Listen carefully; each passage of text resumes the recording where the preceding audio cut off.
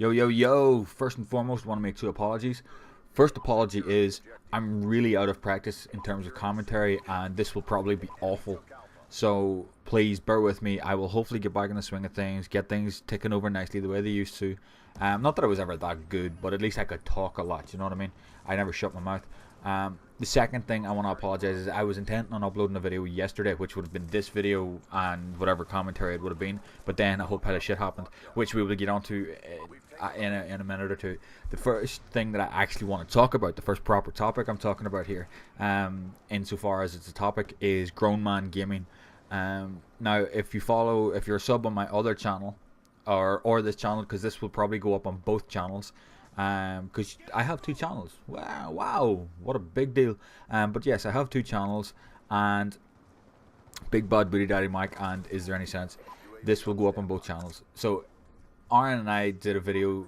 Actually, it was a series of videos. It was 4 videos in it together, back before Christmas, talking about a new project that he has coming up, Grown Man Gaming, which was, it's a massive opportunity for the guy. It's basically a podcast, but there's a YouTube channel associated with it and a Twitter account associated with it, and this is an actual legitimate rapper that has given Aaron this chance because he got tight with him. I mean, he was a big fan of his. Aaron was a big fan of the rapper dude, the Bad Seed, whose Twitter is Nicholas Cage.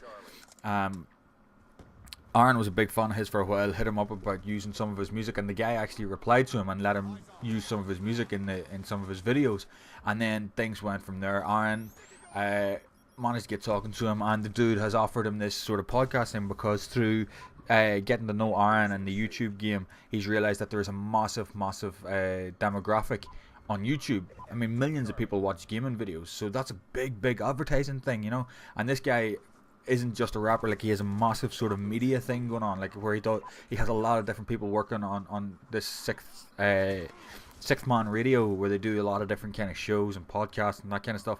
And Aaron has gotten himself involved in this and is starting this podcast. Now, yours truly, Misha, is going to be on the first show on Thursday night.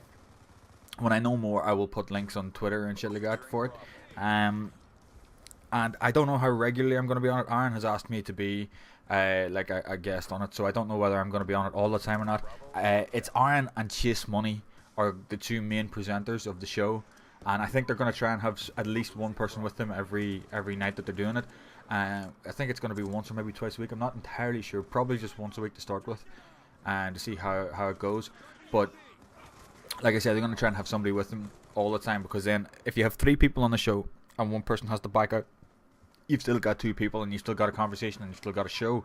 Whereas if you only have 2 people and one person drops out, then you have one person talking to himself and it's basically a commentary. Okay? So that's why they're trying to get 3 people at all times. Now, I'm going on Aaron's side as a guest of Aaron's. Chase is bringing in somebody. We're all getting into a call tonight just to sort out details and stuff. But as far as I know, it's going to be around about midnight UK time, so between 7 and 8 in Eastern time. And you guys can work that out for Central and Pacific. But yeah, right. Anyway, that's enough. Links will be in the description. Please check it out. You guys know that Aaron is he's a stand-up dude. You know, he's always supported me from the very start, from way back. And it's not because of my gameplay. It's because my gameplays suck.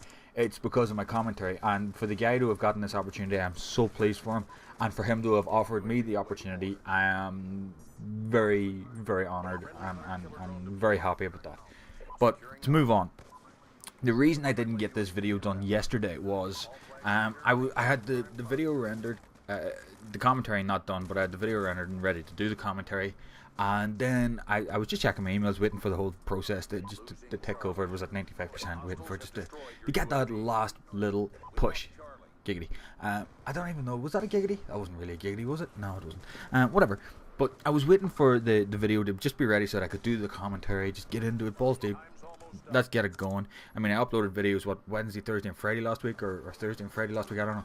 But I want to get back into this, because I did say last week that this actually feels good to be back behind the mic, or in front of the... Are you behind the mic or in front of the mic?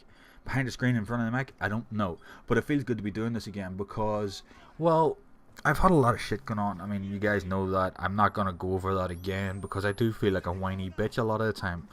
constantly saying, you know, what's been going on and why I feel like shit all the time, and it's, you know, it's annoying. I don't know if it's annoying for you guys, but it feels like it should be annoying to you guys, which means, you know, that I'm not doing things right at all. But besides the point. So really, right, yeah. Besides the point, yeah. So I was waiting for the video to finish rendering and stuff so that I could do this commentary yesterday, and I checked, like I said, I checked my emails, and there was an email from BT, who is my service provider or phone provider, saying, because after Daddy died and I started paying all the bills and taking over all that shit, I changed it to direct debit, and so I don't get an actual paper bill coming through every quarter. I just get an email to say your bill is now available online. So I went online, I checked the bill, I clicked the link to go and check the bill, signed in, blah blah blah, and it came up saying that it was usually it's like 120 quid for the 3 months, which is 40 quid a month. Fair enough, that'll do, whatever, right? Which actually turns out is quite expensive, but it was okay because that's what we were paying. But this bill was £154, £153, which meant, you know, 30 quid. Where did that 30 quid come out of? So I thought, fuck this, and I went and I checked through it. I, you know, itemized billing and all that stuff. So there was one phone call worth a tenner, which was to down south, so I technically counted as an international phone call. So that was fine. Check that out. That means it's 20 quid here somewhere, random, that I'm not entirely happy about, right? So I rang them to complain, or not to complain really, but to find out what was going on. You know, why it was there, what it was, blah blah blah blah blah blah blah blah blah. Right? So I rang them, and anyway, I found out eventually that the last contract that I had with BT started last February, and it ends this Friday. And basically, I was getting, the broadband was costing me £25 a month, and then everything else was added onto that. Now the broadband was being discounted from £25 a month. I was getting a £7 a month discount to get it down to £18. So I was like, okay, right, that's fine. And the guy said, send us your contract's due for renewal on Friday. Do you want me to put you on the new package? I'll get you another discount again, so you'll be back paying your £40 a month instead of £47 a month. And I was like, well, yeah, let's do that then. Let's just carry on. And as soon as I got off the phone call, I thought, do you know what?